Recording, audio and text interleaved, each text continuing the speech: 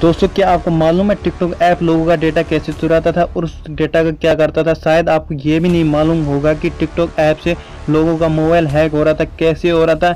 यही सवालों के जवाब इस वीडियो में मिलेगा। आप ये बात अच्छी तरीके से जानते होंगे कि हमारे देश में जो कुछ दिन पहले 59 ऐप बैन किए थे, वो इसलिए किए थे कि चाइना को उसकी औकात दिखाना ही था ही, लेकिन उसके साथ साथ लोगों के डेटा को भी सेव करना था। लेकिन आप माने या ना माने, वो सभी चाइनीज ऐप सुरक्षित नहीं थे, खास करके आपका मनपसंद टिकटॉक। ऐसे में हर किसी के मन में ये सवाल चलता होगा कि आखिर टिकटॉक लोगों का डेटा कैसे चोरी करता है। तो दोस्तों, आपको इसी सवालों का जवाब इस वीडियो में मिल जाएगा। आपको ज़्यादा समय ना लेते हुए इस वीडियो को शुरू करते हैं। अब इतना कुछ होने के बाद भी डाउट है कि चाइना हमारा डेटा नहीं चुराता, इसमें हम कुछ भी नहीं कर सकते। लेकिन क्योंकि चाइना लगातार साजिश पर साजिश रच के भारत को बर्बाद करने में जुड़ा हुआ है। ये ना सिर्फ भारत को, वो पूरी दुनिया को तबाह करना चाहता है ताकि वो दुनिया का सबसे शक्तिशाली देश बन जाए। ऐसे में वो लोगों का डेटा चुरा कर ये जानने की कोशिश करता है कि किस देश के लोग कैसी सोच रखते हैं। इन्हीं सब के लिए टिकटॉक और हेलो ऐप बनाए हैं ताकि लोग ज़्यादा से ज़्यादा इन ऐप का यूज़ करें और अपनी सारी डिटेल इसमें डालते चले जाएं, जिससे चाइना अपने फ़ायदे के लिए इस्तेमाल कर पाए। अब सवाल आता है कि चाइना टिकटॉक से डेटा कैसे चुराता है। हम आपको बता दें कि सबसे पहले कोई ऐप डाउनलोड करते हैं तो उसमें परमिशन मांगी जाती है। जैसे आपने अलाउ किया तो आपका कोई भी डेटा चीज़ टिकटॉक से छिपी नहीं है, क्योंकि बिना अलाउ किए आप टिकटॉक ऐप इस्तेमाल नहीं कर सकते।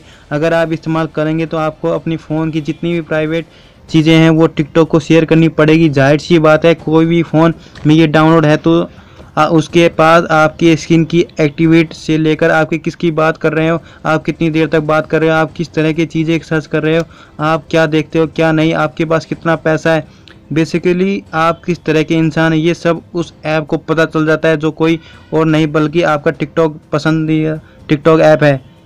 टिकटॉक से सारी जानकारी अपने सर्वर तक पहुंचा देता है, जिसे चाइना में बैठे वहां के लोग ऑपरेट करते हैं। अब हम आपको बता दें कि चाइना में रूल है कि कोई भी चीज़ प्राइवेट नहीं रह सकती, चाहे वो किसी कंपनी की डिटेल हो या फिर किसी इंसान की द्वारा सर्च की जा रही चीज़ें। इन सभी रूल के चलते जैसी बड़ी बड़ी कंपनी अपना सारा डेटा चाइना की सरकार को बड़े प्यार से दे देती है, और कि यहाँ से खेल शुरू होता है कि सिर्फ डेटा चाइना की सरकार के पास नहीं जाता, बल्कि आपका सारा डेटा डार्क वेब में बेच दिया जाता है। तो दोस्तों, अगर आपको नहीं पता कि डार्क वेब क्या होता है तो नीचे कमेंट करके देना, उस पर वीडियो ज़रूर बनाऊंगा।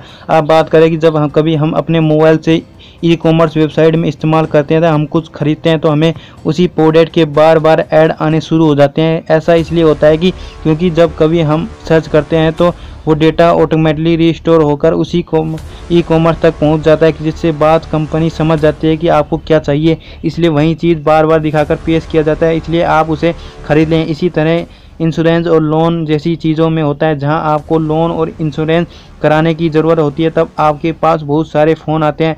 जैसे ही आप अपना इंश्योरेंस करवा लेते हैं तब आपको एक भी फ़ोन नहीं आता। ऐसा क्यों? हम आपको बता दें कि ऐसा इसलिए होता है कि सभी कंपनी एक होती है। जब आप एक बार उनके पास कस्टमर बन जाते हैं तब उन्हें पता है कि अब आपको फ़ोन करके समय बर्बाद करने में कोई फ़ायदा नहीं है, इसलिए वो अगले बकरे की तलाश में लग जाते हैं और सारी चीज़ें ऐसी ही चली जाती है।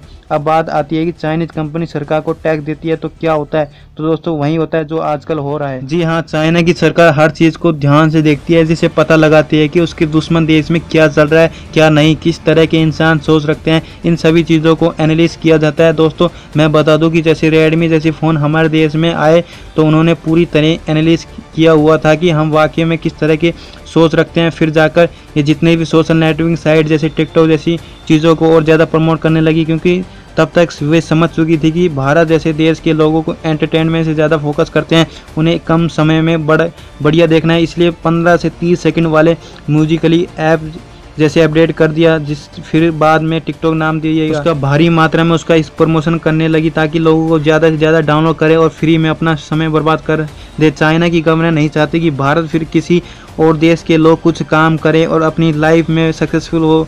बाकी आप पर विश्वास है कि आप समझ गए होंगे कि किस तरह से हमारे डेटा को चुरा कर टिकटॉक बेचता था या फिर अपनी सरकार को देता था, जिससे ये जाना जा सके कि हम किस तरह के इंसान हैं। और फिर डेटा का मिसयूज़ भारी मात्रा में होता था। अब आपको कई सारे लोग आपको ब्लैकमेलिंग तक करने लग जाते हैं। इस तरह के कई केस इंटरनेट या टीवी न्यूज़ में जाकर जरूर देखा होगा। दोस्तों ऐसे में मौका है कि सरकार ने चाइनीज ऐप को बैन कर दिया, तो आप भी अपनी लाइफ प्राइवेसी का ध्यान रखें, वरना कल को आप भी ब्लैकमेलिंग का शिकार हो सकते हैं। जिससे बचने के लिए वही ऐप यूज़ करें जो सिक्योर हो, या ताकि अपने फ़ोन को बार बार सिक्योरिटी चेक करते रहिए ताकि कोई गड़बड़ी सामने ना आए। अब आपको इनके बारे में क्या कहना है ये हमें कमेंट करके ज़रूर बताइए। आपको इस वीडियो को आग की तरह शेयर कर देना ताकि सभी लोगों को पता चल पाए।